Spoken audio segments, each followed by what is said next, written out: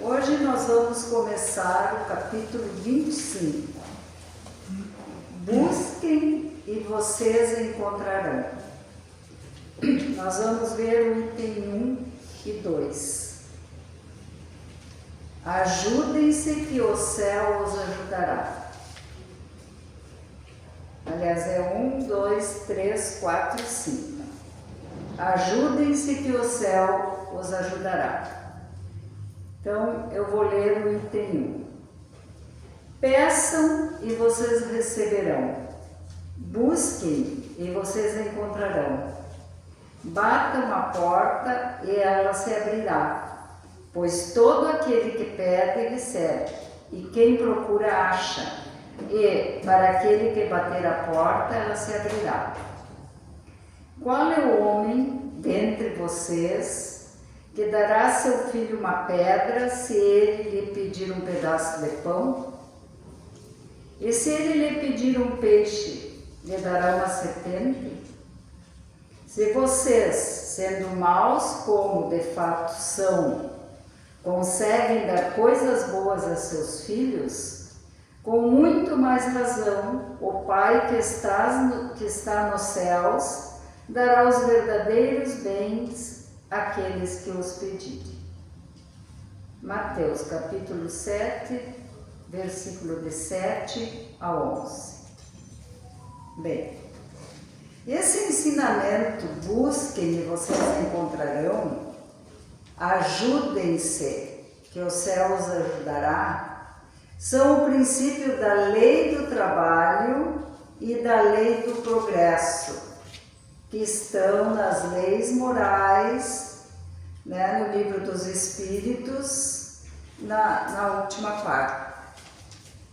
Por que são? Porque todo progresso é fruto do trabalho. Então, para que exista progresso, todas as forças da inteligência humana devem ser colocadas em ação. Do ponto de vista moral, as palavras de Jesus significam que devemos pedir a luz que vai iluminar os nossos caminhos e a força para resistir ao mal, e ela nos será dada. Se nós pedirmos a assistência dos bons espíritos, eles nos ajudarão e servirão de guias, porque os espíritos, eles não vêm nos isentar do trabalho, eles vêm nos mostrar a meta a ser atingida e o caminho que nos conduz a ela. Os nossos espíritos protetores, eles podem indicar-nos o melhor caminho, mas sem conduzir-nos pela mão, porque aí nós perderíamos toda a iniciativa e não faríamos nada sem recorrer a eles. E isso aí viria em prejuízo do nosso próprio aperfeiçoamento. Eles estão nos dizendo: ande e você chegará, e a pedra que encontrar pelo caminho, você mesmo terá que afastar. E nós lhe daremos a força necessária se quiser utilizá-la em benefício próprio. Se pedirmos bons conselhos, nosso pedido não será recusado, mas devemos pedir com fé, com confiança, com humildade, sem arrogância e sem orgulho. Então, esse Evangelho, ele nos apresenta 3 atitudes que são chaves na nossa vida: pedir, buscar e bater a porta. Com os nossos pensamentos, nós atraímos, nós absorvemos, impulsionamos ou afastamos alguma coisa.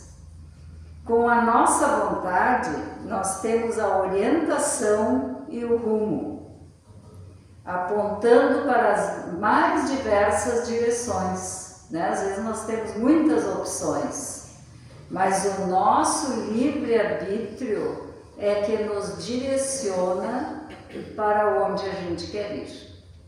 Então nós encontraremos o que buscamos, convivemos com quem nós sintonizamos. A gente convive com as pessoas com as quais a gente sintoniza e com quem temos afinidade.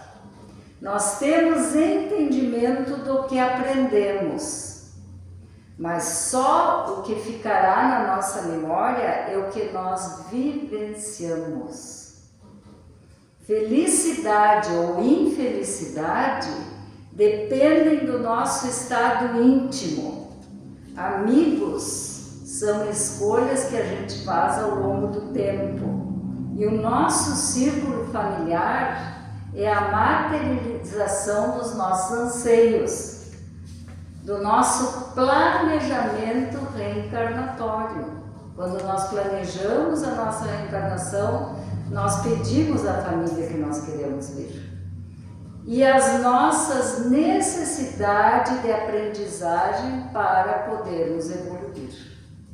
Então, pelo nosso jeito de ser, nós conquistaremos a admiração ou a desconsideração. O que fizermos conosco hoje vai refletir no nosso amanhã. Porque o nosso ontem foi o que decidiu o nosso hoje. Né? O que a gente já vivenciou é o que nos fez o que nós somos hoje. Portanto, a sintonia é a base da nossa existência, seja na vida física ou na vida espiritual.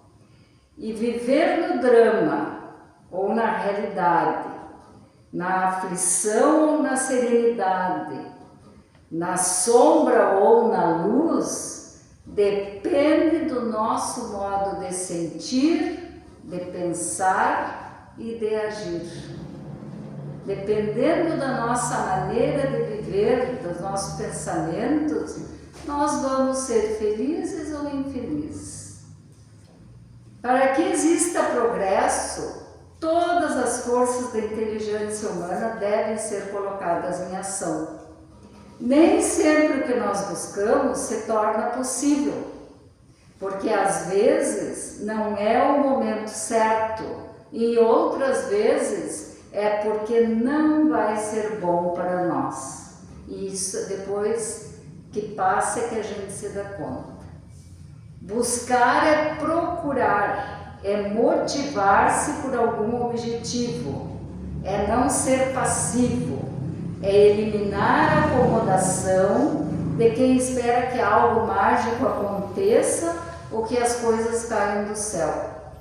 É necessário uma ação, uma saída de dentro para fora, uma atitude para com a vida.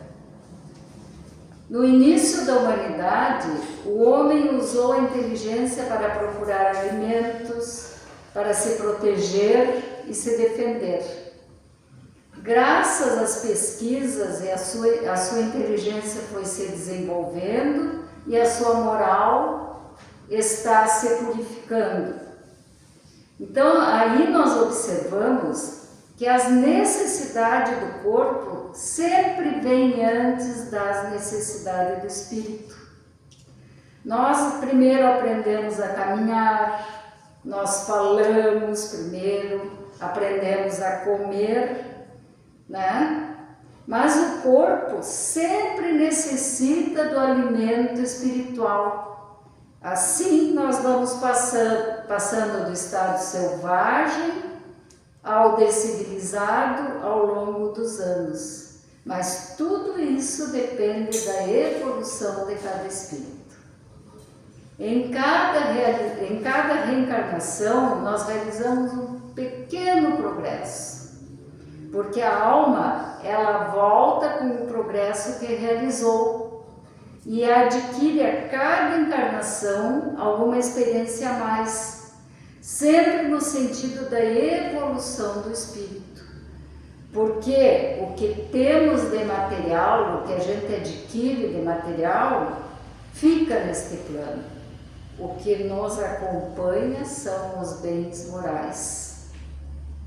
O homem, ele se desvirtua nas suas reencarnações quando ele busca só o material, quando ele busca o destaque, o orgulho, a vaidade, títulos, enfim, quando ele começa a se achar superior aos outros, e às vezes ele se acha superior até a Deus, né? Então, sem o trabalho físico, os membros do ser humano ficariam atrofiados. A tendência da evolução é tudo que não é utilizado no nosso organismo, a tendência é diminuir, né? E sem o trabalho intelectual, o espírito teria permanecido apenas com o instinto animal. Por isso, Deus fez do trabalho uma necessidade, dizendo: busquem e vocês encontrarão, trabalhem e vocês produzirão. O homem precisa evoluir sempre, por isso ele está sempre pesquisando, descobrindo e inventando, sempre buscando e pensando. Nenhum ser humano deseja ser infeliz. Ninguém procura infelicidade, pois ninguém faz nada de propósito para sofrer ou para se tornar uma pessoa derrotada. Quando erramos, é porque nós optamos por aquilo que nos parecia ser o melhor, conforme a nossa visão, porque todos os nossos comportamentos estão alicerçados em nossa própria maneira de perceber a vida. Se nós estivermos psicologicamente felizes, o mundo nos parecerá um mar de rosas. Mas se nós estivermos deprimidos, esse mesmo mundo vai estar muito diferente para nós. Ele parecerá muito distante de nós. Então nós temos um mundo interior e somos aquilo que construímos com as nossas ideias e com as nossas emoções. Nós que fazemos a nossa vida feliz ou infeliz. O nosso melhor depende do nosso desenvolvimento e de um raciocínio lógico para cada situação. Nós não podemos nos desesperar frente aos problemas, aos desafios. Isso depende da nossa maturidade espiritual, que ela é adquirida em experiências evolutivas no decorrer dos tempos. A gente vai vivendo e aprendendo. Em fazer o nosso melhor está contido o quanto de amadurecimento nós conseguimos recolher das experiências da vida. Cada vez a gente procura se aprimorar um pouquinho. E também como nós usamos e interrelacionamos essas mesmas experiências quando ficamos frente a frente com fatos e decisões que temos que tomar no decorrer do nosso caminho. Sempre que optamos por algo, é de acordo com a nossa evolução. Aquelas pessoas que matam, que mentem, que caluniam, que fogem, que fingem, elas desconhecem o que estão fazendo? A intenção dos seres humanos se baseia nas capacidades e habilidades próprias que ele alcança de acordo com a sua educação, dos valores que ele vivencia e que muitos são transmitidos na infância, né? E do meio social em que ele vive. Nós até hoje não conseguimos perder certos hábitos que a gente aprendeu com os nossos avós, com os nossos pais, né? Porém, os meios que as pessoas usam para atingir os seus objetivos, os meios de execução que as pessoas usam, aí é que são questionáveis. pois outras pessoas nas mesmas situações talvez agissem diferentes, né?